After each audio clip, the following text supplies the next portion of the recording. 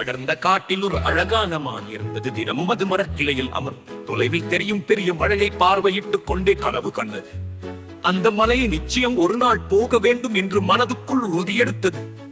அந்த விடியற்காலை சூரியன் மெதுவாக எழுந்த போது பயணத்திற்கு தயாரானது. பறவைகள் அதன் காது வழி நல்ல ஆசீர்வாதங்கள் கூறின மானும் மலையேற காட்டை விட்டு வெளியேற தொடங்கியது. முன்னே ஒரு பெரிய ஆறு, ஆனால் மான் பயப்படவில்லை. நதியை மெதுவாக கடந்து விட்டது.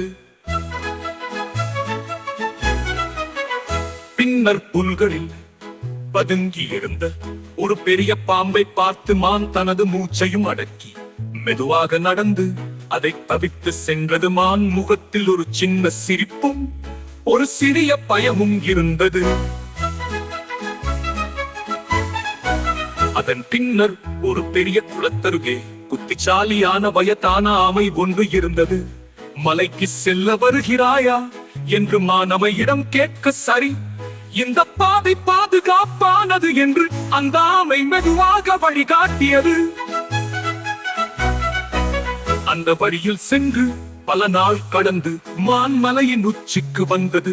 அங்கு நின்று பார்த்த போது முழு காடும் அதன் காலடியில் இருப்பது போல் உணர்ந்தான். அதன் கண்களில் பெருமையும் மனதில் சந்தோஷமும் கொண்டது.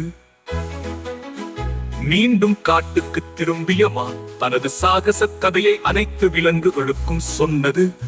அந்த கதையை கேட்டு காடில் உள்ள சிறு விலங்குகள் கூட பெரும் கனவுகளை காணத் தொடங்கின. துணிச்சலான குட்டுவின் சாகச பயணம் முன்னிலும்